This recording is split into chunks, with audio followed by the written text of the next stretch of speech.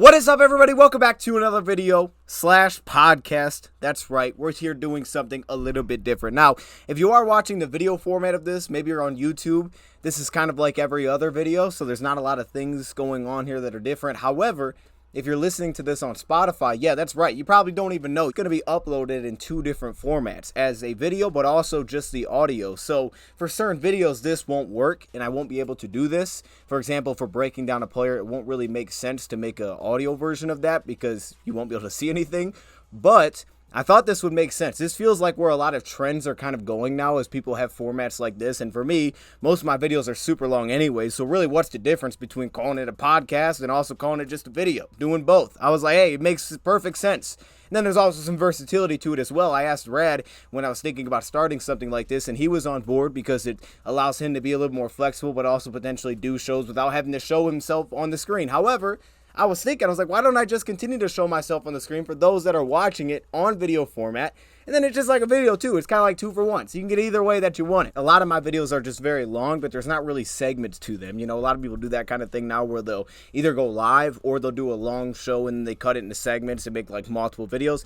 Mine probably wouldn't make sense if I did that. You know, it just wouldn't, because it'd be like, oh, okay, you got the segment out. Now the show doesn't make any sense. I kind of have to like force myself to do that. And we're going to try that. We're going to try it today. We'll see if this lasts. Maybe it does. Maybe it doesn't. I don't know. We're going to give it a shot. I mean, it's the off season. Why not? Let's just give things a chance and see how they go. And if people enjoy it, then we'll continue to roll with it. And I'm actually really excited about this because I've tested things like this in the past. I've done podcast episodes in the past, and it never really stuck. I've always had fun with it. I always like the way that they sound. They always sound good. Like, if you're listening to this, like, dang, this sounds good. There's something about it. I don't know. Maybe it's just me. Seeing a video format is just normal. I just wanted to kind of put that out there. I anticipate, reaching out to multiple people, having guests on the show, things like that, breaking it into segments. Maybe certain episodes are just one segment. I don't know. But this first one, that's just going to be me today. And hopefully we get Rad on soon and other guys. I want to start off with a bang. And I've been diving into this, and it's kind of went all over the place. Like, originally I came in with like an idea of what I wanted to do, and then it kind of snowballed into something completely different. That's usually what happens. And actually the answer that I was looking for, I don't know if I ever actually found it, but I found something that's interesting. So today I'm going to throw you guys a crazy theory, because that's what we do. I mean, it's not Lions talk if during the offseason we don't have a crazy idea. Like, oh my goodness, this is how Lions are going to win the Super Bowl. It may not be that crazy. Okay, we've had some wild ones in the past. I could think back. We haven't done anything that insane in a while. I mean, maybe we have. I don't know. But it is kind of just a thought. Okay, just a theory. I don't know. Just something that I think shows some similarities that I think is worth discussing. Maybe it builds some hype within the Lions community, but then I think there's also things to back it up. And it also dives into what I was originally looking for. First thing that we're going to talk about, I'm going to probably go through it pretty quickly. And I probably will revisit this. It's June, so I'm sure opinions will change. We get close to the season. We hit August. It would make sense to revisit this to be a fun episode. Involve not only Detroit Lions talk, which is going to be the case. I thought we'd do segments of Lions latest, and we could talk about Lions topics, but also other topics as well around the NFL. First one is across the league, but it does tie in with the Lions because the Lions had a draft as well. They have rookies, so it ties in perfectly. And it's basically ranking my top 5 Offensive Rookie of the Year candidates and Defensive Rookie of the Year candidates. Now, again, we probably will revisit this, especially with Rad. At least if I don't give it again, then maybe I'll let Rad kind of explain his top 5 for both sides. Rank them in terms of what I think is most likely heading into the season as of now. So this is how we're going to start this thing off. Then we'll kind of dive into my Lions theory. But let's start right here, man. Let's start with Offensive and Defensive Rookie of the Year candidates. I'm going to rank them number 1, I think being the most likely. Number 5. Let's build the hype. Let's start off at number 5. I'm also going to throw in an honorable mention for both sides because I feel like I have 2 good honorable mentions here. Later picks, good honorable mentions here. So let's start at number 5. Offensive side of the ball, going with wide receiver Jordan Addison from the Minnesota Vikings. Now, I think the one award in the last 2 years that I've actually predicted correctly, which is like, hey, I got one, I'm going to stick to that, is having Justin Jefferson winning Offensive Player of the Year. I don't know if that was like super bold or not, but I think I hit that one. I think I did. And this is one of those that I'm not completely sure I want to go for. The reason I have the most doubt is because of the addition of TJ Hockenson. But at the same time, now they have just let go of Dalvin Cook, so that's part of it as well. And hey, man, I got some theories on the Vikings. I even told Rad this. I was like, yo, if they trade away Hunter, after now having let go of Cook and also having let go of Smith, I was like, hey, I feel like they're kind of getting prepared for a retool, rebuild Where next year, in next year's draft, where there's some quarterbacks, right? Early talk about some really good quarterbacks coming out. They may have some ammunition to potentially try to jump up in the draft and sort of reset it. It feels like we talk about that every year and then it never happens, but now I feel like it could legitimately happen. But yeah, I'm going to go with Jordan Addison here at number 5 for Minnesota. I expect them to come in and have a pretty big impact early. You look at Adam Thielen, I believe last season he had like 70 receptions for about 700 yards. And I don't know if those numbers would necessarily give him this award, but it could get him into the conversation. I think he'll probably have more yards. But he's going to, I believe, directly replace. He can come in as a number 2 across from Jefferson. And we saw, like, when we played the Vikings last year, going off a Lions fans' experience, when we played them last year, how we gave the attention that we did to Jefferson, especially the first time around, the double teams, the safety help, left Thielen kind of on an island, and had some problems over there. We had Amani in coverage, and yeah, what's going to look different in that sense, but Jordan Addison can directly just step into that role for that offense. So I think the production is going to have an opportunity to be there, which is why I have him in my top 5. So I put him at number 5. At number 4, I'm going with Bryce Young. A big reason for this is I don't think there's going to be much question about whether or not he's going to start week 1. I think he's going to come in and start for Carolina, so I think it's just kind of that simple. Now, I may have him too low on this list. That's very possible. I don't love the weapons that they have, but I think what could definitely get him into the conversation here is them winning football games, them being successful this upcoming season. So that would make sense as to something that would get him attention if they're actually coming in and they're winning and they're having success early. It'd be like, oh, hold up, look at this guy. But right now I have him at 4 because I feel really good about these next 3. So the next 3 I have at number 3, we got a Lion. That's right. I got Jahmyr Gibbs at number 3. I think his pass game impact is going to be massive, and it's going to be immediate. Now, a big knock to this would be the fact that the Lions added David Montgomery, and that could take away some touches. Understandable. But I can't help but look back and say, man, Swift did average 5.5 a carry, and he missed some time. Even some games he played and he didn't play that much. And I think his biggest impact will come in the pass game. And we're going to talk about this a little bit more in a second.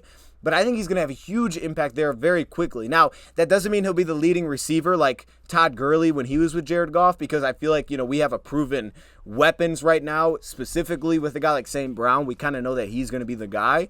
But I do feel like there's going to be a legitimate impact early, and they're going to use him a lot. They'll find ways to get him on the field, maybe some 2-back looks, put him out at receiver. Like, look, I think his pass game impact is massive. I think he's great. This is the highest grade that I gave to the player.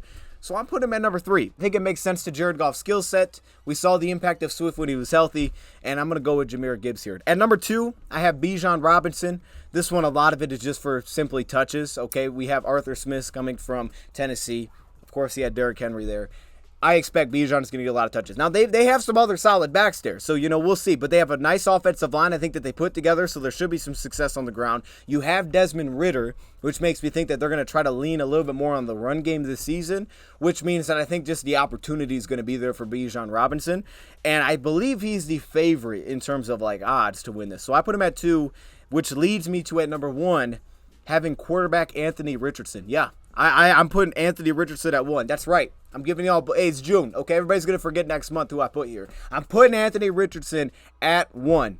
He's my pick to win Offensive Rookie of the Year. Now, I've heard there's some things that have come out of camp, like good, some bad, some hype. I'm not even looking at none of that. None of that has to do with this at all. For example, Justin Fields, right? The guy, has no passing yards but all the rushing yards because he just runs a lot. And people love it. They're like, dude, this guy's, when you see people put him in the top 5, you're just like, how did that happen? I get a sense something similar could happen here with Richardson, but I also love he can have an impact early with Jonathan Taylor, the run game. I'm excited about that, okay? And look, they got some weapons over there on the outside that you can kind of put it up and just let them go back. Michael Pittman, Alec Pierce, I liked him when he came out. So I'm excited to see what this thing looks like. And if their offensive line, who regressed this past season, with Jonathan Taylor, man, I think there's going to be some good impact. There's going to be some ugly as well. I definitely believe that. And I don't know what he's going to turn out to be as a quarterback long term. I'm not saying he's the dude or that he couldn't be a miss. He could absolutely be a miss. But for Offensive Rookie of the Year, I'm taking him. Didn't Robert Griffin III win Offensive Rookie of the Year? I feel like he did. I could be wrong on that. That's off top of the dome. But either way, I got Richardson at 1.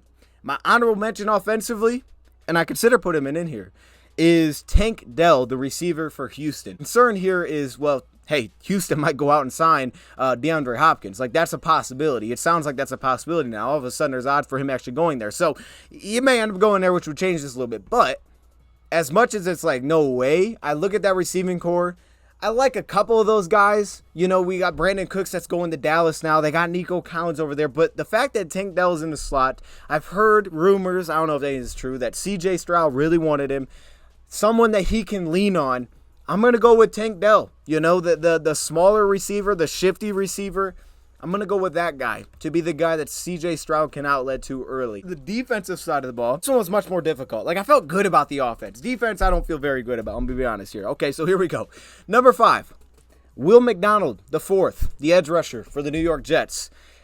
I don't know what the reaction was when they took him, but I remember that I really got to this player, I think the night before the draft. Either the night before, like 2 nights before the draft. And I was like, dude, this guy's awesome. I really like this player. Like, to the point, I can remember when we were doing that live draft party before Lions got the pick 18. But I think before the draft even started, or maybe early in the draft, it was like, well, what could Lions' potential option be at 18? And I didn't really know. That's why I didn't know we were going to go Campbell. I was kind of shocked. But Will McDonald's the guy was like, well, hey, shoot, Will McDonald's there. I mean, I'd go get a guy like that. Like, I really liked Will McDonald's. Like, this guy's a dog as a pass rusher. So I'm just a big fan of the player. I think he's a very good player. And I also think he could have a very clear role. Now, will that be immediate? I don't know. I like a lot of their defensive players. A lot of them, I think, on the defensive front are kind of like, okay, they're kind of like filling into their role. But I think this guy can have a clear role as a wide 9, go rush the passer, get some production as a sack artist early. So I'm going to put Will McDonald on here. At number 4, going back to the Lions with Jack Campbell. Now, it's a linebacker, so this doesn't feel like the most likely thing in the world, but I'm going to put him on here because I think the production could absolutely be there. You know, that's what you're looking for, guys that produce. And again, if we're winning this year, you know, we're going to get some attention for that alone. But I think the production could definitely be there. I could see flipping this with Will McDonald, and that's fine. But I think he's going to play a lot this year. I think that's very clear to me. He's going to play a lot this season. I think he's going to be a big part, especially in coverage. Easily could see him hitting over 100 combined tackles, according to Pro Football Reference. You know, maybe he gets 1 or 2 picks, you know, a couple interceptions in there. It's kind of that middle field presence that the Lions have lacked at the linebacker position in coverage. And, you know, maybe he picks up like 2 or 3 sacks, and it's just like, hey, that production line looks real solid. So I'm going to put him in here at number 4. On to number 3, I think he's the favorite, Will Anderson Jr., the edge rusher from Alabama, that is now with the Houston Texans after they just like, hey, man, we're moving up. We're going back-to-back picks. Like, I was like, hey, credit to y'all, but dang, that was bold. And I don't even know if that's going to make sense long-term, but it was exciting. He's like the best edge rusher, but I feel like he's going to produce. And especially, like, I think if you get him against a backup tackle, he's going to produce. He's going to be consistent. He's going to stop the run. He's going to be an all-around player. So I don't think he's necessarily going to dominate year 1 and go like 12 sacks, but I think he'll get really solid production. So if someone else doesn't necessarily stand out, it could absolutely go to this guy. But I think the guys that I have in the top 2 have a little bit opportunity for either this could definitely hit or definitely not hit, but there could absolutely be like more of like a whoa year, kind of like Tariq Woolen last year, where he just had so much production in terms of interceptions that was like, whoa, that guy's just automatic. He's just up there. I don't know if Will Anderson will have those flashy numbers, but I think that he'll be solid productively. On to number 2, I'm going to go with Devin Witherspoon. Now, for me, I'd liked Christian Gonzalez more than Witherspoon heading into the draft process. That was a guy that I liked more. But I understood, you know, different schemes, things like that. I could understand why you liked Witherspoon more. And that's not even saying like, oh, now I'm in love with Devin Witherspoon. But it's more so the Seattle defense. Again, we saw what Tariq Woolen did last year. I think there's going to be, now, hey, he may play the slot role for them, right? So it's just kind of that, but I think he's going to be a guy that's going to be exciting. His highlight reel is going to be awesome. He's going to hit people. He'll have flash plays. He may have a couple pick sixes. Like, he's going to be fun. There could be some bad in there, but there's going to be a lot of fun with him and a lot of potential for big-time production, which is why I'm putting him at 2. It's also similar to the reason at number 1, I'm going with Emmanuel Forbes, the cornerback for Washington. I don't know why. I just have the sense that maybe something like this could be the guy, right? Forbes, highly productive in college. He's like super darn skinny, but he was highly productive, has a nose for the football. You love the way that he still plays against the run. Like he doesn't shy away from contact just because he's like got a really slim build. And he has an opportunity, I think, you know, some of these cornerbacks do. Maybe Joey Porter Jr. could. Gonzalez, maybe. But I still think, you know, Gonzalez, like in that situation, they have 2 outside corners that can play. It's just that Christian brings some size that New England doesn't necessarily have. And I don't know in that scheme if he gets enough hands on the football to, again, be someone that necessarily would have a better shot to win this award. Like interceptions and things like that can win this award as I throw my pen. You didn't see that if you're listening, though, so that's great. Maybe you heard it. But I think when you look at a guy like Emmanuel Forbes, he could step in, be one of the top 2 cornerbacks immediately, and then at the same time have that flash production. So because of that, I'm putting him at number 1. So yeah, defense is kind of all over the place. I'll probably have to revisit this one, but that's what we're doing. So those are my top 5. Oh, honorable mention. I'm sorry. Honorable mention for defense. I'm going to go with Derek Hall, the edge rusher out of Auburn. Now, why? I could see a spot where he could, I don't know for sure that he's going to step in and be a starter immediately, but I could see a role for him to do that, especially in the Seattle defense. Like, this is kind of the type of player that fits Seattle perfectly. You just look at the mold, the arm length, the way that he has like the one pass rush move, the longer he loves to go to it, but man, he can be very effective with it. You love the power. Like, he just looks like a Seattle edge rusher that's kind of like, oh, he looks like a linebacker, but then he's kind of an edge too. He looks a little weird for a lot of teams of being an edge defender, but I think he fits so well with Seattle that there could be real production there immediately for him, especially if he gets to step in and play early. So I'm putting him as my honorable mention. Move on to this next topic, which is something that's a little bit more, it's a little more line specific for sure. But at the same time, I think it's really interesting. And I was not looking for this when I initially walked into what I was looking for and what I was kind of researching. And I'll tell you what that was at the end here. But what I ended up coming away with, and I think I may have said something like this before in the past, but I don't really know what I was basing it on. Probably just based on like, hey, team that went worst to first, San Francisco. They did that. We could do that. Like, that was probably what it was mainly just based on. But I feel like this time around, there's legitimate reasons that you can base San Francisco from 2017 to 2019, when they went from a team that was 6-10 to had just hired John Lynch, Kyle Shanahan, to 2019, 13-3 in the Super Bowl. I think there's legitimate reasons to look at the formula. And here's how I wrote down. Formula, not scheme. The formula that San Francisco had to getting there. And there's so many similarities when I was going through this to the Lions from this past season. And now there's like real reason to be optimistic, because in the past, I think we just did this. I think the last time we did this, Lions probably had like 3 wins. And it was like, hey, Stafford was hurt. He comes back like Garoppolo. Super Bowl. Like, it was like, okay, I get it, but what are we basing this on? I think there's a lot of things here that you're gonna be like, ooh, that's interesting. And again, I wasn't even coming and looking for this, but I found it along the way, which is always the best, I think. I don't know. Anyways, let's talk about this. So here's why. I've had a lot of ideas like, okay, I want to talk defense. I want to break down defense. Or I want to talk about, salary cap and why the Lions are saving money to rollover cap. Like, what is the reason for that? And that's something I was really trying to understand. I was like, why are the Lions not just, front loading these deals and then just saying, okay, whatever cap is open next year, versus trying to backload contracts, restructure contracts, unless they're going to go sign someone like D-Hop or Chase Young or try to go make a move for Chase Young. Why are the Lions doing this to just have rollover cap? Like, it's all those things, and that's kind of what I came in searching for. Let's talk about it. Here, let me explain myself. So 2017, they hired John Lynch, hired Kyle Shanahan. They were 2-14 the year before in 2016. So they bring those two guys in. And I'm going to throw some things up on the screen if you're watching video-wise. If you're listening to it, that's fine. I'm going to try to explain this. I'm not going to hit on every detail here, but I'm going to tell you how it reminds me of the Lions here, okay? So obviously the Lions have now had Brad Holmes for 2 seasons, the last 2 years. And last year we took a big step forward, 9-8. Offense took off. Defense statistically still struggled, but I've thrown the graphic up so many darn times of like, oh, hey, look, the Lions, second half of the season, coverage was this much better. 10 of the last 12 games, the Lions did not allow 100 yards rushing between the running backs for any team that they played. Like, the run defense took a big up step, and it was kind of the quarterbacks that were involved that changed things. And because I remember talking about during the year how, I thought a lot of it was defensive backs. Like, it's a huge support system of stopping the run. It's not just defensive line. But anyways, so they hire those 2 guys, they bring them in, and you take a look at how their first offseason goes, right? Big thing there. They trade for Jimmy Garoppolo. That was kind of the start of a lot of things there. And actually, that 6-10 season, I guess if you want to say in a smaller sample, could remind you of the Lions' first year. I mean, it could. Now, we're kind of a year off here, but it could, because the Lions' first year, we win 3 games. We had traded away Stafford. So I guess it's kind of similar, because like, oh, we acquired Goff. They acquired Jimmy G. But I think, when you look at it, like, Lions were really struggling that season. They finished strong. Now, we didn't win our last 5 games in a row like San Francisco did in 2016. But we finished strong. There was a lot of hype there. It was like, oh, my goodness, we beat the Cardinals. And it was like, hey, we beat Green Bay. Who cares if they sat their starters? We were up at halftime, so it was one of those things.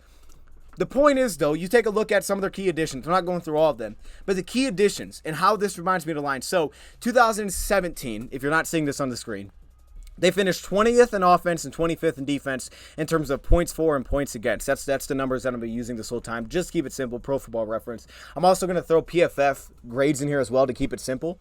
So Jimmy G was the big addition. They signed Kyle Juszczyk that offseason, the fullback, to a 4-year deal. They also drafted Solomon Thomas, round 1, pick 3. Actually, just rewatched that one. They traded back one spot. Bears move up, get Trubisky. So they get Solomon Thomas. And then they also drafted George Kittle that year. Now, when you look at these drafts, you can see like, oh, hey, teams don't hit on every draft pick. Like, that could be the perception. Like, hey, Niners have just nailed every draft pick. They haven't, which is a big reason why I feel like the Lions have almost sped up this process. And I've said it before, we drafted so darn well. It's like, it feels like we shouldn't be here this quickly. Like, the turnaround shouldn't have happened this quickly. We really feel good about ourselves like this because the Lions have drafted so well, gotten so much immediate impact that a lot of times you're looking, what can they be in year 2? Lions are getting that in year 1. And by year 2, it's like these dudes are playing their butts off. So that's been huge. But those were the two main additions, Solomon Thomas and George Kittle. And again, they ended on a 5-game winning streak. So that moves you into 2018. And this is where Jimmy Garoppolo gets injured. So I've probably compared this to us in the past, but that's not as important anymore, right? They ended up going 4-12 that season, and they were 1-2 with Jimmy Garoppolo. He gets injured, and that's really what hurt the season for them, is that he got injured. That's probably why I compared it to the Lions in the past, because Stafford's injury. But regardless, you can see that year, 21st offense ranking, 28th defense ranking. Remember those because it's very weirdly similar. And I also put the rankings of the offensive line according to PFF. They ranked 15th according to PFF that season. And a big addition for them that year, the big additions, the key additions I think you should focus on is they added Richard Sherman in free agency. It was a 3-year deal. You know, people didn't like the deal for Sherman because it was like, oh man, you know, how the money's set up, it's not great for him here. But the point is they added Richard Sherman for a 3-year deal. And they also added McKinnon, the running back, Rich Berry, the center, and Emmanuel Mosley was an undrafted free agent signing in that draft for the San Francisco 49ers. And obviously that's someone we just signed. So there's a direct comparison there to the fact that we just added the guy. But continuing, they also drafted in that 2018 draft Mike McGlinchey to come in and play tackle for them with the 9th pick in the draft. It reminds me of Penei Sewell. We'll talk about it. Fred Warner, that was another one of their key draft picks that year. And I also noted that Buckner had 12 sacks. But I also think it's important to remember, you can see at the top there, 37 sacks. They only had 37 sacks that season. Now, we know San Francisco in that Super Bowl run were kind of known for like the defensive front, defensive line. But I'm trying to point out here is like, that wasn't necessarily the case in 2018. They finished 25th in the league with 37 sacks. And between 2017 and 2018, it was widely known like, hey, they're not getting enough sacks. I mean, you're looking at the San Francisco 49ers, they're bottom third in the league each of the last 2 seasons. That was a stat that was thrown out there a ton.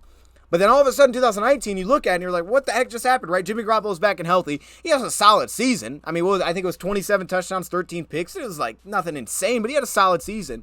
But all of a sudden, what? 2nd in offense, 8th in defense, 14th offensive line, pretty much ranked the same. But I think the big part is they were able to add the tackle. And their big signings that offseason were Quan Alexander, the linebacker, who wasn't completely healthy. He hasn't really been completely healthy.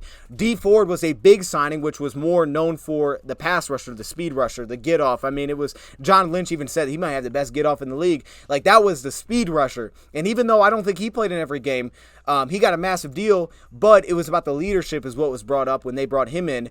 Tevin Coleman was a nice addition at running back for them. And then it was the draft pick of Bosa, which came in because of the fact that Jimmy Garoppolo was injured. Bosa, who had a ridiculously good rookie season. 9 sacks according to Pro Football Reference. I believe according to Pro Football Reference. They had a Deebo Samuel that year as well, round 2, and Dre Greenlaw, round 5, who became the other starting linebacker for the San Francisco 49ers. So those were the big additions. But you see that massive jump, and you're like, what the heck happened there? And the question to me is like, wait a minute, are the Lions on this same track to do that? To take that kind of jump that San Fran took that year. Maybe not identically, but are they in a similar stage to do that? Well, let's start on the defense side of the ball. Here's the similarities. Here we go. This past season, the Lions have 39 sacks. It ranked 19th in the NFL. Now, we just talked. San Francisco in 2018, the year before they broke out 2019, 13-3, best defense line in football, all of these things, was 25th in the league in sacks. I'm going to talk about how that compares. But the Lions this past year ranked 19th in sacks with 39. Now, we do realize that in this draft, the Lions could have hit edge harder. It was a good edge draft class. The Lions didn't. The Lions added 1 interior defensive lineman into this draft. They feel good seemingly about what they have, and then they restructured some deals with Romeo. Really, everybody that they've given an extension to defensively hasn't really played on that extension due to injury, unfortunately. We'll talk about that more in a second. But the point being, Lions went 9-8 last year, and offensively, they ranked 5th. So the Lions already feel like they're kind of ahead of the fact that they ranked 5th last year. Like, their offense was already really good this past season in terms of points for. We saw that.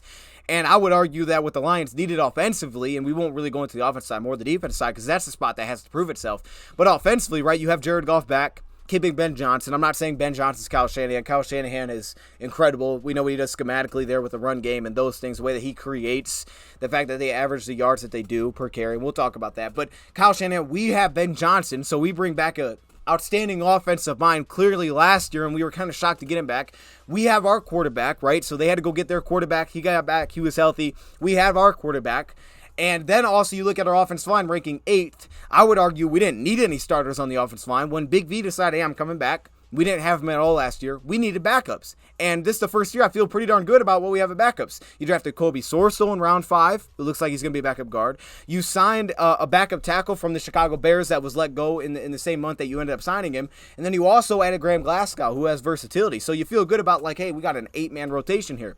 Now, I won't go too far into the similarities offensively because I think they're different schematically, as I pointed to. But if you did just take a look at the production, for example, we drafted Sam Laporta. Yes, they have George Kittle. I'm not going to act like Sam Laporta needs to become George Kittle or that he will become that. Kittle, after his first year, really took off. 2019, he had 1,000 yards receiving. But we already have kind of that guy, just in a different body. That's Amon-Ra St. Brown playing slot. That's that productive. But then you also look at a guy like Deebo Samuel, who was one of their draft picks that season. I look at a guy like Jahmyr Gibbs, right? One's a receiver, one's a running back. We know Samuel's used in a lot of different ways, but kind of like he's used as a guy that can get carries. I look at Jahmyr Gibbs, the guy that can run the football as a running back, but also get passes thrown his way like a receiver. It's a little bit different, but at the same time, they kind of cross over. They had Emmanuel Sanders as a, solidly productive 500-yard type of receiver veteran. Reminds me of a Marvin Jones Jr. and a Kendrick Bourne who had like 350 yards, kind of like a Josh Reynolds could or a Khalif Raymond on our team, right? So, and then of course the running backs. We went out and signed into David Montgomery, and they had a little bit of a trio with Mostert, Montgomery, and also Tevin Coleman. You could argue Montgomery's better than all 3 of those running backs, but of course you tie that along with Jahmyr Gibbs as well. So it's not directly like piece for piece, but the production already proved last year that it's kind of there. And I do think the most interesting thing is the Deebo Samuel versus the Jahmyr Gibbs. Not to say that they're the same type of player, but both of them have that versatility that I think stands out within their impact. Like for the Lions, we've clearly addressed defensive line, and I think we followed in a similar mold there to kind of what San Francisco has done, which we'll talk about. It's another similarity. But this is the first time we've really addressed cornerback with other names than what was just kind of here from the last regime and just seeing what that would turn into. But Jerry Jacobs has been a big contributor. He was an undrafted free agent. Chase Lucas, 7th-round pick. And, we did address safety. Kirby Joseph, who really started to take off this past season. And if anybody has any doubts about him, I don't know how you do. Like, for me, Kirby, you can't have the guy on the field enough. Clearly he proved last year he's going to be a big-time ball hawk, and he's going to be a massive part of this defense. Tracy, right, we paid him the extension. Hasn't played since the extension, so he's another one of those guys that's kind of like, yeah, we addressed it, but we haven't seen him play. So that's we haven't really hit it yet. But let's start with the defensive line. Okay, now this is an area that, you got to project a little bit more here, and you got to hope the Lions take this kind of jump. But again, one thing that I feel like we've done similarly to what San Francisco has done, we've almost taken the approach of every year in the first 3 rounds at the defensive line. You never can have enough defensive linemen. There were literally people saying, man, did San Francisco have too many defensive linemen heading into 2019? Like, I read articles like that looking back that people were asking that question. Do we have too many edge rushers? Like, where are the snaps going to go? And San Francisco, that's what they did. They just kept adding to it. Similarly, that's what the Rams did when Brad Holmes was there. Defensive line. They would stockpile on top. They go defensive lineman on top of another defensive line. We just drafted. I drafted one again. Like, they were not afraid to do it. If there's one position they weren't afraid to overload on, it was defensive line. And that's been the case with the Lions. Even this last year, we draft Broderick Martin, round 3, trade up to get him. And I'm going to talk about where I think that fits in. But even this last year, a top 3-round pick was another defensive lineman for the Lions. After as much as we've invested, whether free agency or the draft, to this point, the first 2 years, we hit it again. We said, nope, we're doing it again. So let's take a look here. You see San Fran's D-line, right? 2018. Their D-line looked like this, the top contributors. DeForest Buckner, Arik Armstead. Some of these guys, of course, are carryovers. They didn't even add these guys. They were just already there, like some high-round picks. But Solomon Thomas, who they drafted, as we saw. I have the PFF grades on here as well. Mitchell, and then Belair. So that was their 5 big contributors in 2018. You move to 2019, and their defensive line, the big contributors, DeForest Buckner, still there. Still very good. PFF grades near 80.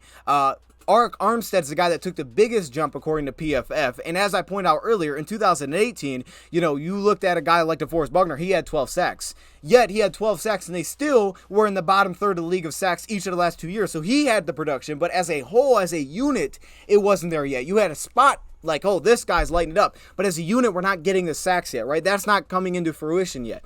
Until 2019, it did. So you have Buckner and Armstead. Armstead takes the big jump.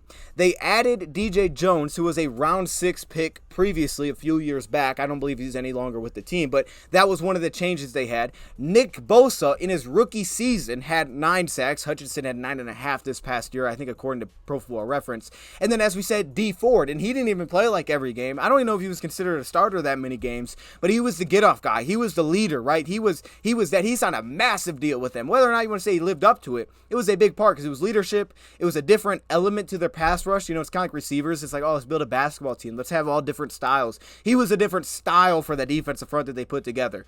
So that was kind of the changes. And finally now, instead of having guys like Buckner have a big sack season, but as a whole, we're not getting that, it all started to kind of come together. Now everybody's producing. Everybody's producing at a pretty high level for them. Compare that to the Lions from last year to this year.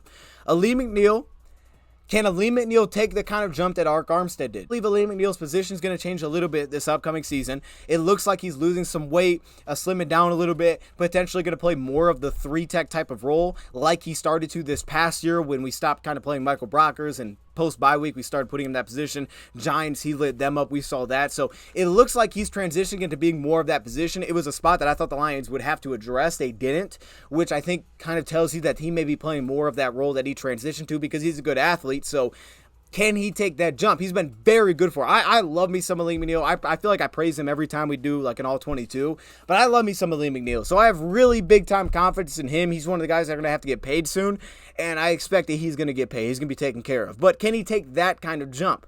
Well, I feel like a big part of that is also who's around you.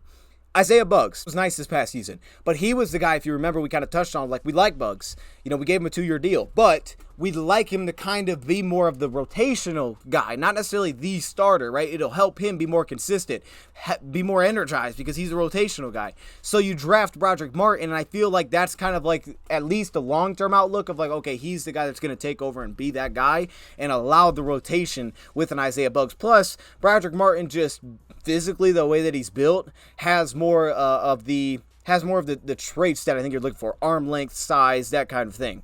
Continuing down, John Kaminsky, right? He was good last season. You see the PFF grade pushing 70. Lions also had drafted Josh Paschal in the second round a year ago, so we anticipate that his role is going to be much bigger as he's out there more consistently. Lions knew he had an injury, so he wasn't completely healthy last year, but now it's getting him back and healthy. They drafted Aiden Hutchinson at pick number 2, just like Bosa was drafted at pick number 2, Ohio State and Michigan. And Hutchinson was fantastic this past season. If he adds to that, awesome.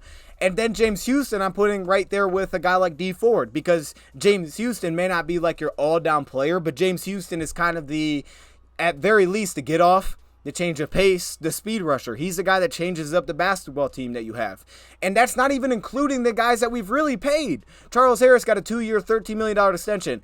He wasn't healthy this last year, so it's not even including him in this. What could he be? He was really solid for us with rotation. Romeo, he got a 3-year, people forget, 3-year, $39 million deal from the Lions. And now he basically had his cap hit reduced by $9 million this offseason because of the injuries, and he was on the final year of his deal. It was set to be $14.5. Now it's like $5.5 for this upcoming season, because otherwise he probably, would have had to hit free agency and just see what happens. But he's back with the Lions on a much more reduced, as long as he's healthy. It was the first major injury that he's had, that he falls in the same category of guys that's like, hey, we pay him, but defensively, everybody that we've given big deals to haven't played yet. So we don't even know what that's going to look like Tracy Walker. Not including Levi, who was a round 2 pick. He's supposed to be kind of the guy that was going to play the position that we had last year kind of open, that Aleem McNeil kind of transitioned into. And then, of course, Benito Jones, and I kind of throw him into this. Benito Jones, I like him. I think he was more of a flash player last year. But you look at that and you could argue to yourself, not including Julian Okwara, right? You could say, do the Lions have too many defensive linemen? So I don't think it's insane to think that the Lions have a lot of pieces here to take that next jump. Will they be as good as the defensive line of San Fran? I'm not going to say that.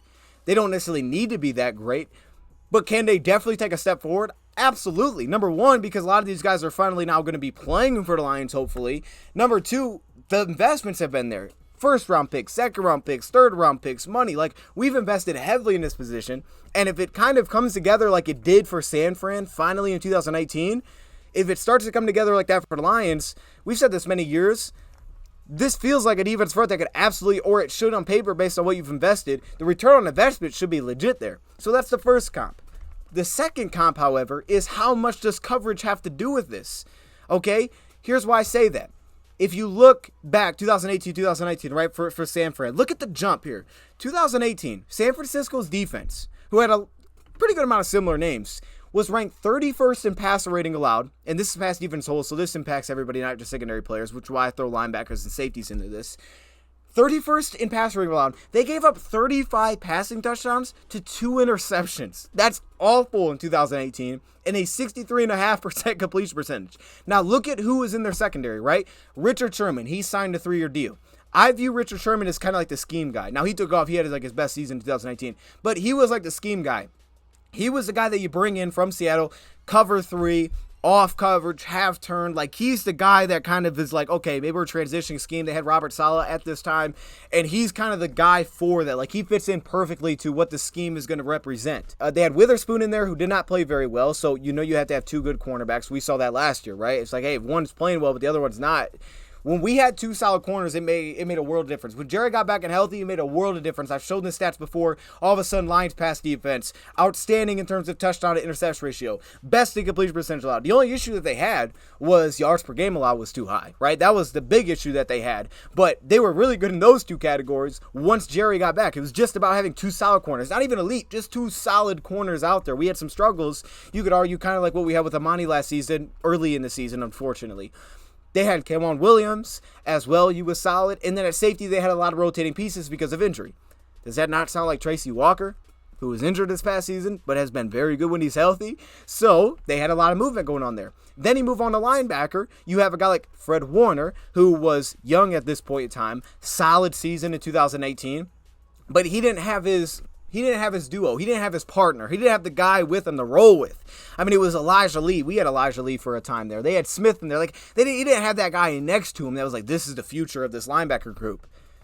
To me, that kind of sounds like Alex Anzalone getting Jack Campbell, or Malcolm Rodriguez honestly getting Jack Campbell, because Malcolm, who's undersized, would fit better with a guy with some size. And we haven't had a middle field presence at linebacker. I want to make this clear. I'm not saying that this is something that's similar in terms of scheme. I believe the scheme may resemble more of kind of what we've seen with the Saints in 2020. I've said that before. But the formula reminds me a lot. Take a look at the Niners in 2019. So this is when they took their big jump. They were ranked 2nd according to PFF in coverage defense. So that includes, more than just cornerbacks. They played 70% of the time zone coverage. They limited the big plays. Look at the jump here.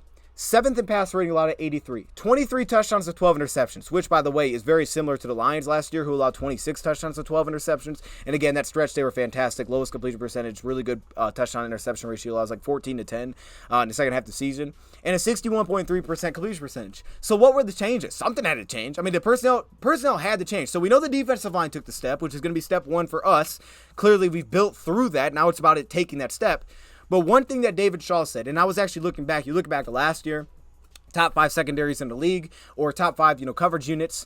A lot of them are around depth. Philadelphia, right? Garrett Bradbury, Darius Slay. Now, there's some like the Jets where they have a younger piece in there like Sauce Gardner, but he also has Reed opposite. So it's about having 2 solid corners, but a lot of secondaries, you'll find top secondaries are vets. Like, they're guys that have, as he put it, less variables, because especially if you're asking more of than just saying, oh, we're playing press man every play.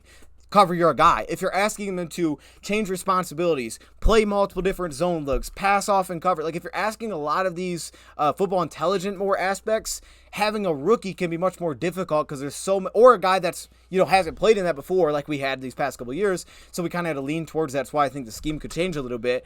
It could be difficult. There's a lot of variables going on there. So if you look at what changed with the Niners, how all of a sudden their pass defense becomes so good? Well, what changed in the back end? Emmanuel Moseley. So Emmanuel Moseley was a pickup as a UDFA. He was healthy this year. He played in 16 games. Earned a 70 grade according to PFF.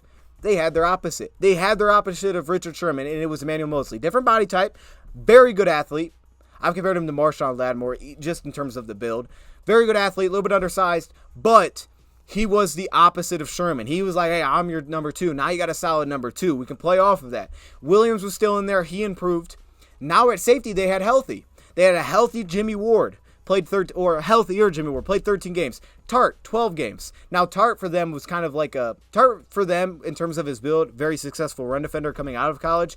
Kind of made me think of like the third safety, the guy that you can just put in a box, and they did that a lot with him. And then you had Fred Warner, of course, now the next season, maybe a little bit of an improvement there. And now they also threw in rookie Dre Greenlaw, who wasn't like a first-round pick. The guy was a round 5 pick as a rookie that was now the partner for Fred Warner. It's like, hey, now he's got his dude with him, and they've gotten better and better ever since. But now it's like, okay, we got our combo here. We got our top 2 backers, and we can roll with that. We feel good about that.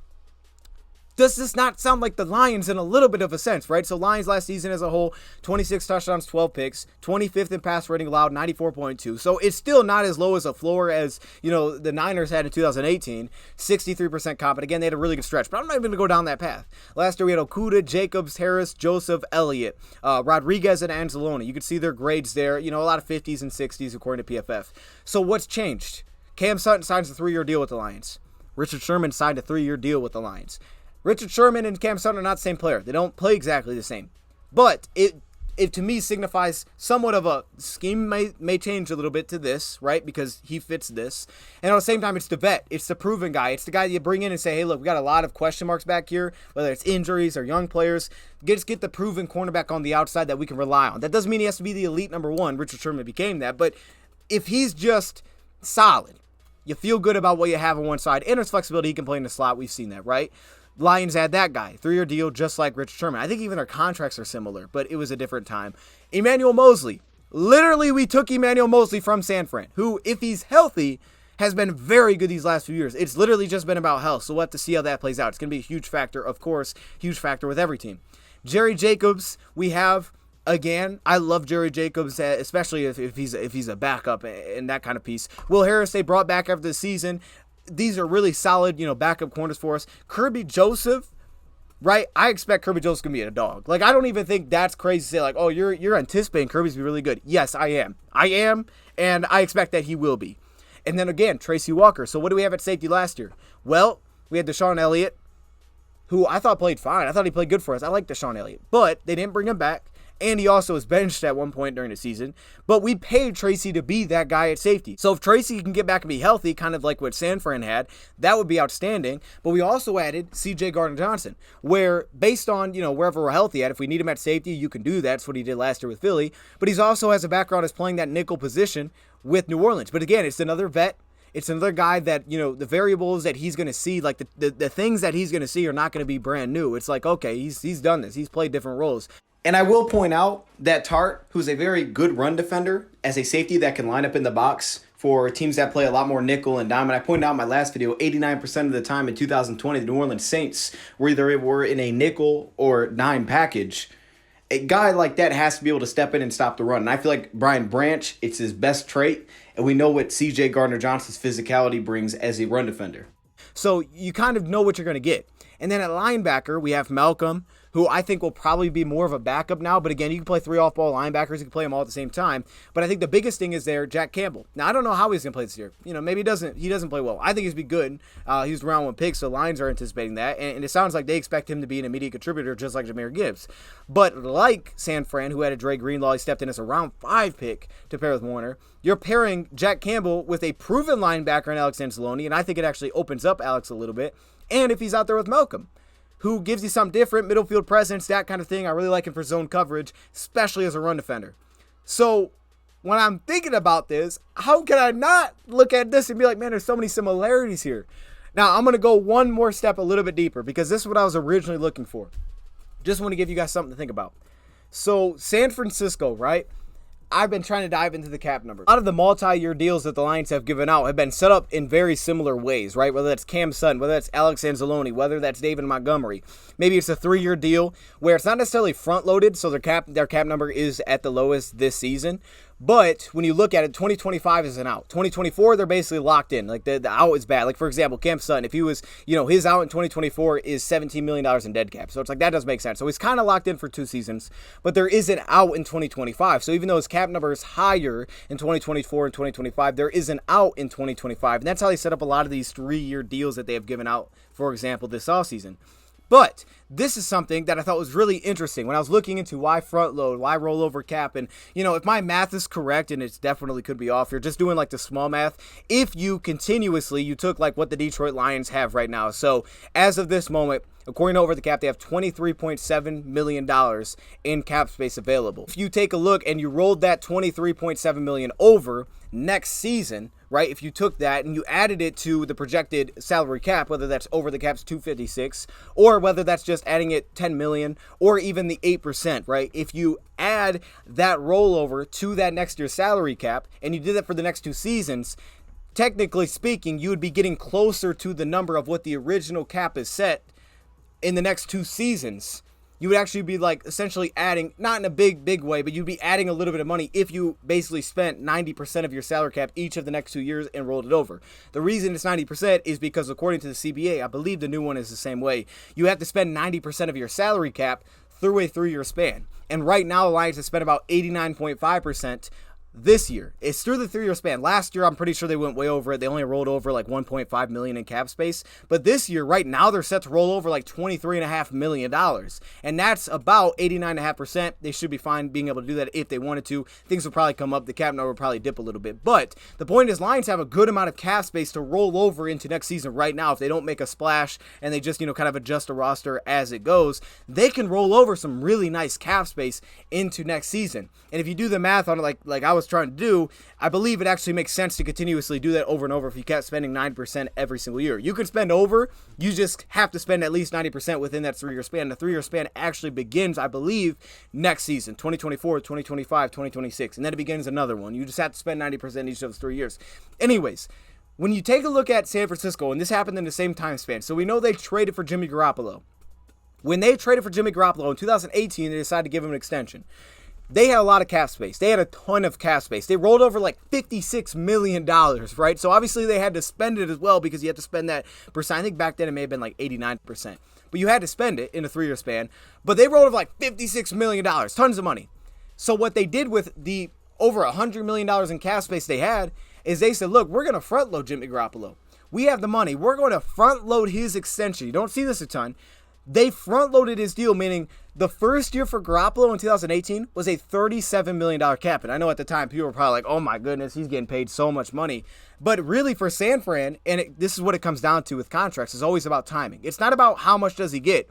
It's about the timing of the contract. Because while a lot of teams like the Rams, if you look at their past, the Rams, and sometimes this works against you. So you got to be, I believe, number one, confident that the guy is going to, last for that time. But the reason that you give out contracts earlier is because if you anticipate the salary cap's only going to go up, then if you get it out earlier and you're able to pay the guy earlier, theoretically, you should be able to save money because the longer you wait, the cap keeps going up, they're going to ask for more money. So if I can knock it out now, in 3 years, it's not going to feel the same. It's going to be like, oh, that was nothing. Now the cap's like $40 million higher, so everybody's got to go up. It's because you have to spend that salary cap, if that makes any sense. And a quick note to that, I think one of the more obvious conclusions I came to when looking at rollover cap is there is security in it, meaning that if the cap, for whatever reason we saw in the COVID year, it dropped. So the salary cap dropped from one year to the next. If you rolled over, say, $20 million, you're getting that $20 million rolled all over to whatever the cap number is. So even if the cap dropped, you're still getting that 20 mil, which actually could be very beneficial if the salary cap dropped a ton, because then it's like, hey, I got all this extra money to spend. Y'all don't. So it's almost like a security as well. That's what the Rams have done. Sometimes it works, sometimes it hasn't. But when I look back at the Rams, I was like, oh, they've done this with like everybody. Jared Goff, they extended him 2 years early. They didn't have to. They could have waited till his contract was up. Now, obviously at that point, the cap could be higher. So they decided to extend him 2 years early. Didn't work out for him because after, 2020 and things started to fall apart, like, oh, we want to trade this guy. So they had to take on some dead cap. They did the same thing with Todd Gurley. That one didn't work either. Neither of those guys actually played on the extension. But both of those guys, they paid 2 years before, for 3 years of a draft pick, you can extend that player, right? You can negotiate a new contract. So you can do it before their contract's up. essentially giving you the opportunity to save money on extending that player. A guy that it did work with, I think you could argue, is Rob Havenstein, the offensive tackle. They did the same thing with him. They paid him a couple years early as well. So some teams do this. The Rams have done this. I kind of think the Lions might end up doing this. We'll find out. We don't know yet because the Lions haven't had any of their draft picks hit the negotiation window yet. Next year that starts because it'll be year 3 for the Aleem McNeils, the Levis, the St. Browns. So Derek Barnes, we'll see that next season. It hasn't happened yet. We'll see what they decide to do. It's interesting to see that the 49ers decided, hey, we're going to front load that. So 37 mils is cap it this year, but we got so much cap space, we're not going to spend it all anyways. So let's just front load it. Why? 2 reasons. Number 1, obviously his cap it's lower the next couple of years. So, it's like, hey, we're on the books for less, more flexibility in free agency. But number 2, they were able to hit the guarantees early, meaning that in the future, it was much easier to get out of his contract. After the first year of that deal, I believe it was $13 million in dead cap if they moved on. The next season, it was like $4 million or like $2 million. It was like nothing. It was like nothing there in dead cap, not for a quarterback. So that's why they ended up front loading the deal, and they had the flexibility to do that. And I think that's interesting because here's an idea. I'm not saying the Lions will do this, but we've heard the rumors like, the Lions could be doing a new contract with Goff, and I think that's very possible. Really, there's like 2 things that can happen this year. Either Goff does well or he doesn't do well, right? But if Goff does well with this roster, we expect him to be successful. Maybe they win a playoff game this year. Let's say Goff does well. I believe he will. Let's say he does well. Lions win a playoff game. Whatever. They do well. He does well this season. The Lions say, you know what? Hendon Hooker's coming back off this injury. We've seen him throwing him in the minicamp, which is cool, but he's not going to play this year. We see him coming back off this injury, but Goff played well, and we want to keep this window open. So should we extend him? Well, what if the Lions take the money they're able to roll over, say they don't make a splash from now and the rest of the regular season? They roll over, let's say, $20 million. Hypothetically, roll over $20 million. The Detroit Lions next season could decide to extend him. Let's say they just wanted to extend him for 1 year, just an idea. And they wanted to incentivize him to take this deal because he knows if he hits the market, he's going to have some money. So if he was willing to, and this is just an idea thrown out there, numbers could be different. But if the Lions said, okay, look, your cap hits $31.975 million in 2024. It's the final year of your contract. And there's only $5 million guaranteed there. That's it. So we can basically just get out this deal. But we want to have you back for 1 more year. We want to have you back in 2025 too. We're going to throw guarantees on 2024. We're going to raise that cap number to $40 million. Now, for the Lions, let's say we add $10 million to that. For the Lions, it's not the worst thing because the Lions already are 7th in effective cap space for 2024 and 5th for 2025. That means filling out the roster, how much cap space they still have. They're 7th and 5th. They're set up really well these next couple of years, right? So we're already there. And if we roll over the $20 million, we could throw maybe half of that to 2024. And why we do that is because the extension could look like, and these are just basic numbers, it's probably not going to look like this, but the extension could look like, they gave him 2 years, $30 million. It'd probably have to be more than that. 25 season year that he's not under contract, we extend you through there. The only difference is we're giving you the guarantees now, so he's happy. His cap hit goes up for that year, but throwing it out there, just like a random idea. It probably have to be more than this, but we make that $20 million, and the guarantees are heavily on the first year, 2024, not 2025. Why would you do that? To keep him for another season on top of that 2025, they could lower that cap number and also not put tons of guarantees. That way, if 2024 didn't go well, and they're like, hey, we want to go on to Hooker now, they're not in a position where it's like, we extended Goff. Now we have tons of guarantees there. The dead cap's gonna kill us, man. It's like, why did we do this? Now you could potentially, if you hit it a little bit earlier with some of the rollover cap and just gave him some of that now, hit the books earlier, it may look bad, like, the Lions are paying Goff so much money in 2024, but 2025, they're not. It could be something similar Lions could consider doing when we hear the extension talks. If Goff does well this year, Lions could say, hey, we want to grab him another year. Maybe we do that. And because of that, now the cap is not as expensive in 2025 in comparison to what guys are going to be getting paid by then. It's going to be insanely low. And on top of it, if we have to get out of the contract for whatever reason, maybe we can have less guarantees there than you usually would. That's just kind of a theory that I came up with, but I think it's something that's an interesting possibility. The Lions could front load a potential new extension with Goff. Originally, I thought, hey, maybe the Lions could just lower this cap this year. They could lower it this year and add some guarantees. But the reason that I say this is because of what I just brought up. Next year is the first year where Lions will have the opportunity to start negotiating these deals with rookies. And I don't know how Brad's going to handle that. But if they handle it like the Rams and say they look at guys like St. Brown, they're like, dude, St. Brown, we got to pay this guy now. Let's make it as cheap as possible by paying him now. Let's extend him. Let's give him his 4-year deal, whatever it is. Make sure this guy sticks around. They can say that with him. Now, Penei Sewell will have a 5th-year option in 2025, so he doesn't really fall into the same category. But let's just use St. Brown, for example, because in 2025, all of these guys are free agents. Everybody from the Lions' first draft class will be free agents hitting 2025. So the Lions next year will have an opportunity to negotiate with these players. So if next year they're like, hey, man, we want to get St. Brown locked up, well, that means that the cap hit's going to start to take effect in 2025. So for the Lions, if they could keep that cap number down with Goff in 2025 and raise it up in 2024 when you're not paying the guys because they're still on the rookie deal, now it could make more sense to balance out basically the books of how the Lions are spending their cap. I hope that made sense. Probably didn't, but I think it's an interesting idea to think about because, again, you look at 2025, right? Lions have certain guys under contract, like Alex Anzalone, like some of the rookies from this past year or the year before. So Lions could have Penei Sewell under contract under his 5th year, which other guys won't have because they're not first-round picks from the first draft. But you have guys like, James Mitchell under contract. You would have guys like David Montgomery who you signed. Those guys would have outs. Or the rookies, Pascal. A lot of your defensive linemen are still under contract through 2025. Hutchinson, Pascal, Broderick Martin would be under contract. So that's an idea of how they could set it up. And then you also have to look at guys like Jonah Jackson. Now, you could say, well, why haven't the Lions paid Jonah Jackson yet? Well, are they sure they want to give out a massive extension to Jonah Jackson, right? He missed some time last year with a finger injury. But a guy like Jonah Jackson could fall in the same boat. He's a free agent this next season. So for a guy like that, I wouldn't be surprised if the Lions aligned his deal somewhat similarly to what they've done what they've done with their other contracts. Hey, we backload it, but we also leave ourselves an out, and we kind of keep setting this up in like 3-year spans almost. We backloaded though, but what we're going to do is we're going to leave ourselves an out in that final year that we can get out of the contract if we have to and it doesn't work as well. So with that being said though, the way they could align it is if they were able to negotiate potentially raising Goff's money, giving him more money in 2024, and then having that be lower in 2025 if they wanted to extend upon his deal. Now it could line up better with how everybody else's contract aligns. And the reason I bring this up is because it reminds me of how Jimmy Garoppolo, it was much more clear-cut because they had a lot of cap space and it was like they got to extend him. They just front-loaded the deal. It'd be a way that you could kind of front load because it feels like when you pay quarterbacks, it's about quarterback and then it's kind of like everything else because quarterbacks get paid so much in terms of cap hit. So you could align it like that. And then you have flexibility. If it's like, oh, it didn't go well. We want to go to Hooker now. Okay, fine. You can get out of the deal much easier than if you gave him a normal extension and you said, hey, we're putting $50 million in 2025. Like, if you were able to lower that anyway by raising it in 2024, the Lions could have a lot of cap space in the next season and just take a lot of that rollover money and pay it. Because if you look, there's not a ton of guys the Lions have to pay next year. They need their 2 guards, which again could be backloaded to align this better, which they've done with a lot of their contracts. They'll have to figure out their 2 guards, a receiver because Raymond Reynolds and Marvin Jones are all free agents, and then cornerback position opposite of Cameron Sutton. And then, of course, you have guys like Gardner Johnson, but I believe Brian Branch will just kind of step into that role. So there's not a ton of guys that they have to pay next year, and the Lions have a lot of good cap space.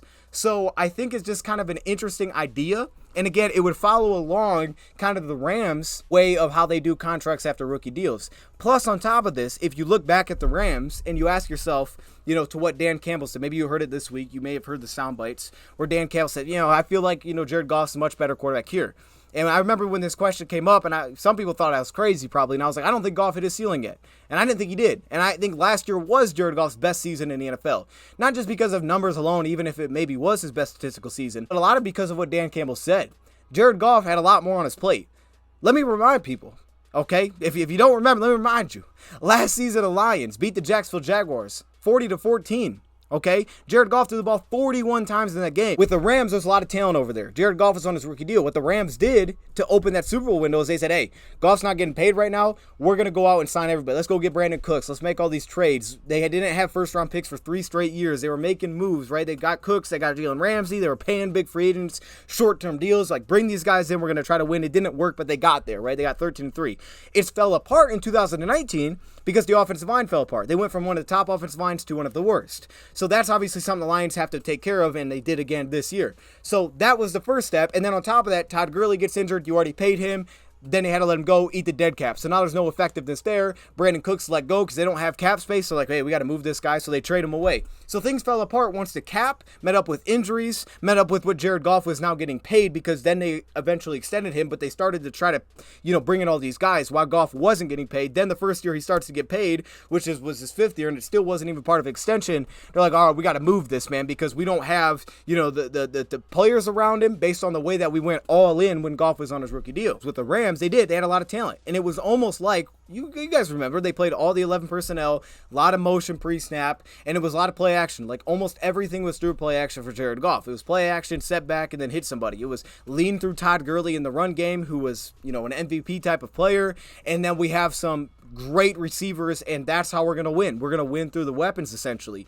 So with Goff, it felt like they never developed, and I've said this before, it felt like they never really developed. I won't go too deep into it, but him being the guy, like, hey, you have to run this offense, because he was coming out and he was known to be like, oh, he's most NFL ready, and then maybe he wasn't, right? First season, maybe he wasn't. But they never really developed into him being the guy and him having to carry a bigger load, because they just surround him with as much talent as possible by saying, hey, he's not getting paid. We're going to sign everybody. We're going to bring everybody. We're going to give up draft picks. We're winning right now. Like Dan Campbell said, they were working protections in Goff first year. And you got to think, remember the rumors of Sean McVay was kind of in the headset of Jared Goff, speaking to him before the snap, right? What to look for, how they wanted to adjust to play pre-snap. So when Goff got here, it was more like, hey, man, you're kind of running the show, right? You have to make the adjustments at the line, that kind of thing, at least from the outside looking in. Meanwhile, with the Rams, it was kind of like, look, the guy can throw the football. We have a lot of money. Let's just go spend the money, get the weapons, limit what he has to do in terms of like maybe the mental part of it, go through a couple progressions, and then he just hits the first guy he sees it's open. With the Lions, he's kind of been forced to, because in his first year here, there wasn't a lot of talent. The receivers were bare because Lions didn't have any money, because they were coming off an old regime. There was a lot of dead cap. So Lions had to kind of rebuild it and say, okay, Goff, now we're going to put more on your plate. We're going to have to put more on your plate. We're going to be forced to. And this past year, we started to see like, oh yeah, like he can actually handle this. It's just like the development has been a little thrown off, in my opinion, than what most quarterbacks do, because they were so darn talented so fast. Most quarterbacks don't have that. Now, you can do it, but Goff wasn't forced to be asked to throw the ball 40 times a game, go win when the run game is struggling. Look at last season. People forget. We had a stretch where we couldn't run the football. We were struggling to run the ball. So if you want to go back to the 49ers point that I made, DeAndre Swift averaged 5.5 yards per carry, right? If you go back to what I was saying about the San Francisco 49ers, DeAndre Swift averaged 5.5 yards per carry. The 49ers in 2018 averaged 4.5 yards per carry as a team, 119 a game. 2019, they averaged 4.6 a carry, 144 a game. And again, the NFC Championship game against Packers, I think they only threw the ball like 9 times and they won it and they went to the Super Bowl. The Lions this past season averaged 4.5 yards per carry, 128 a game. Like, they're already on their way. That's better than 2018 was for San Fran. They're on their way. DeAndre Swift wasn't healthy for a lot of that. What he was, 5.5 a carry. And then on top of that, your offensive line was banged up. You didn't have Big V at all last season. Jonah Jackson, had the finger injury. Evan Brown had an injury. He missed a game like Buffalo. And you had games where the Lions struggled to run the football, and they had to lean on the passing game and win that way. Quick passing game. It was something that was different. And you could just look at some of those games there that the Lions had. 3.4 yards per carry, 3.2 yards per carry, 3.8 yards per carry, right? It was a struggle. Versus the beginning of the season, the Lions came out 6.5, 8, 4, 5.8. Like the Lions' first 4 games of the season, they had 181 yards rushing, 191, 139, 145. That's how they began the year. It was like, well, Lions got the best rushing attack of all time. Like, they were on that trajectory. Then injuries came in. And they had to lean on the pass game a little bit more, even without offensive linemen at time. And they showed that they were capable. That's not to say that's how you want to play, but there was like, they had Jared Goff, they had to do that with Goff. They had to lean into that. And he showed that he was capable. With the Rams, it was like when things fell apart, Goff was just there, and it was like, all right, Goff, we're going to ask you to do it. It was like it needed time to kind of develop. And that's why I think Dan Campbell said what he said, and it's why I didn't feel like Goff had hit his ceiling yet, and now I feel like he's working towards that with Ben Johnson. It's why I think there's similarities between us and the 49ers taking that leap, and I think there's a real possibility the Lions could. There's absolutely. Tell me why I'm wrong, please, in the comments, man. I want to know. But on top of that, I think the contract situation is very interesting based on how Lions set this up. If they follow in the Rams' shoes, guys like Penei Sewell could even get an extension early. They don't have to, but he could. Even though he has a 5th year, he could get that extension early. They could pick up the 5th year option, with him. They'll probably do. I'm pretty sure they'll do that. Instead, that way they don't have to raise the contract early for him. It would make more sense to just pick up the 5th year and then pay him when that time comes around, if you can. But guys like St. Brown, that guy could get paid early, and then you're starting to hit your cap hit later. So I think it's interesting to keep an eye on if Goff does an ascension, if the Lions decide to try to up that cap number 2024, it may sound backwards, and then ultimately lower it for the future, minimize the risk if you have to get out of the deal. That way you can, if he does well this season, because I don't think they're going to pay him before the season starts, but if he's doing well and they're like, hey, man, we want to keep this door open. It's like, hey, you don't need to rush a quarterback out. No one wants to rush a quarterback. If a quarterback's doing well, you're not like, hey, let's hurry up and get this guy out of here. Everybody wants a quarterback. But the Lions, similarly to San Fran, right? Think back to San Fran, what they do. They traded up multiple picks, got Trey Lance. The Lions just traded back and got Hendon Hooker. I would argue the Lions are in a little bit more of a safety-proof situation. If they set Goff's contract up like that because he does well, and they have Hendon Hooker just chilling back there, who they didn't have to give up multiple first-round picks for, I would argue Lions are in a better situation because they're like, hey, if Goff does well, we'll keep him around. If not, we have an option. And depending on what the contract gets to there, maybe they have to go that way. But I think there's real similarities here between the Lions and Niners. And I'm going to leave it there. That way I don't say too much because there's a lot here that I wrote down and I'm kind of losing my mind. You know what I'm saying? So I don't want to do too much here and make this episode too long. But yeah, I think that's everything that I wanted to hit on for episode 1. Definitely think there's more things that I left here that I can hit on for future episodes. Let me know what you guys want to see. Gonna have some guests on for sure. I assume that we're gonna have Rad on here pretty soon, and I want to get some other guests as well. So let me know who you guys want to see on here. If you were listening to this, I appreciate it. If you're watching this, I appreciate it. And let me know what you guys think of the format. Thank you, Prop, for watching. We'll see you next time, and I'm out.